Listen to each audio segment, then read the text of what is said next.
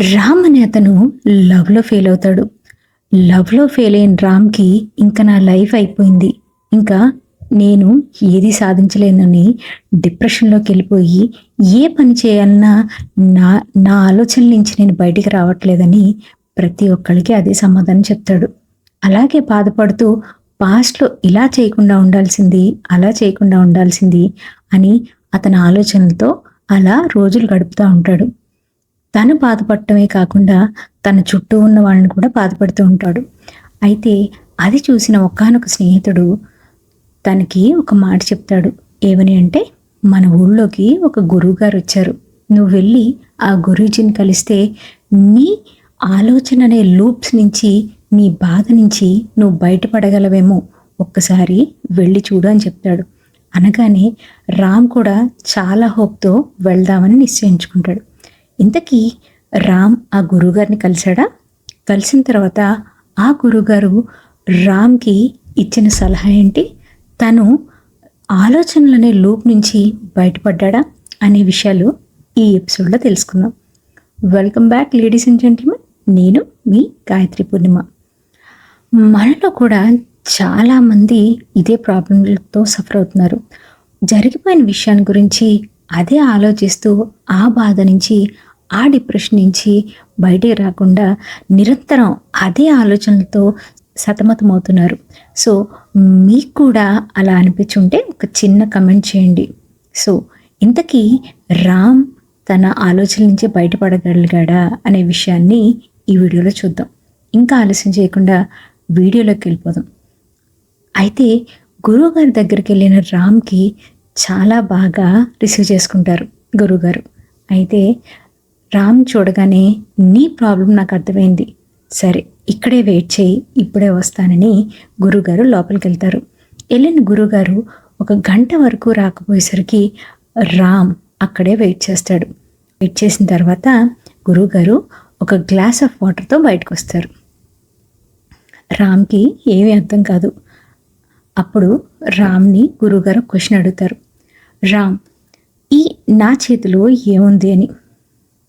అప్పుడు రామ్ ఈజీగానే చెప్తాడు, "గ్లాస్ ఆఫ్ వాటర్ గురువుగారు" అని. సరే, ఇంతకీ ఈ గ్లాస్ ఆఫ్ వాటర్‌లో ఎంత వాటర్ ఉంది? దీని వెయిట్ ఎంత ఉంది అని అడుగుతాడు. అడగగానే రామ్ కూడా చాలా తొందరగా అదొక 100-200 గ్రామ్స్ వెయిట్ ఉండొచ్చు అంటాడు.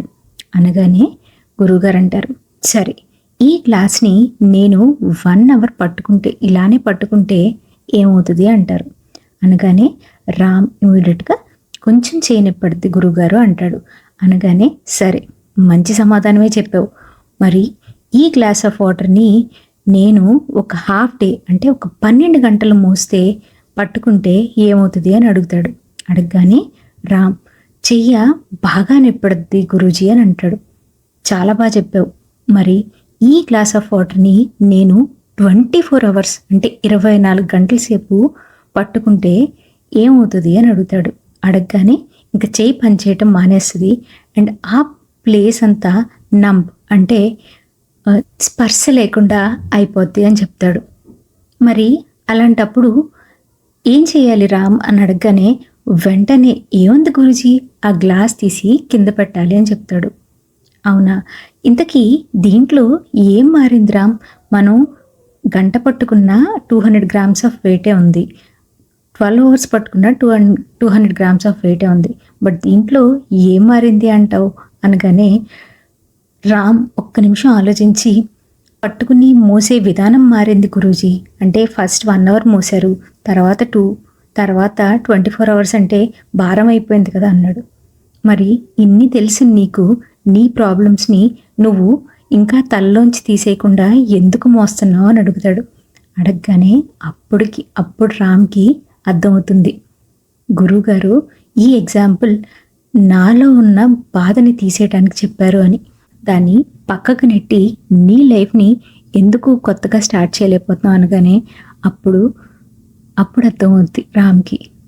అనగానే గురువుగారు చెప్తారు, "మనలో చాలామంది చేసే తప్పు ఏంటంటే ఆ ప్రాబ్లమ్ అలానే ఉంటది. కానీ దాని గురించి ఆలోచించి దాని వెయిటేజ్‌ని చాలా పెంచేస్తాం. అంటే ఒకరోజు, 2 రోజులు, వీక్స్ అండ్ మంత్స్ ఆలోచించి ఆ ప్రాబ్లం యొక్క వెయిటేజ్ని మనమే పెంచేస్తాం. దాని ద్వారా వచ్చే స్ట్రెస్, యాంగ్జైటీ అండ్ పెయిన్ని మనం భరిస్తూ డిప్రెషన్లో కూడా వెళ్ళిపోతాం. ఒక్కసారి ఆలోచించు, నీ పాస్ట్ నీ ఫ్యూచర్ని కానీ నీ ప్రజెంట్ని కానీ ఇన్ఫ్లుయెన్స్ చేయకూడదు.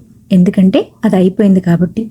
పాస్ట్ మిస్టేక్స్ నుంచి ఇలా చేస్తే నాకు ప్రాబ్లమ్స్ వస్తున్నాయి కాబట్టి నేను ఈ విధానాన్ని మార్చుకోవాలని మాత్రమే నేర్చుకోవాలి.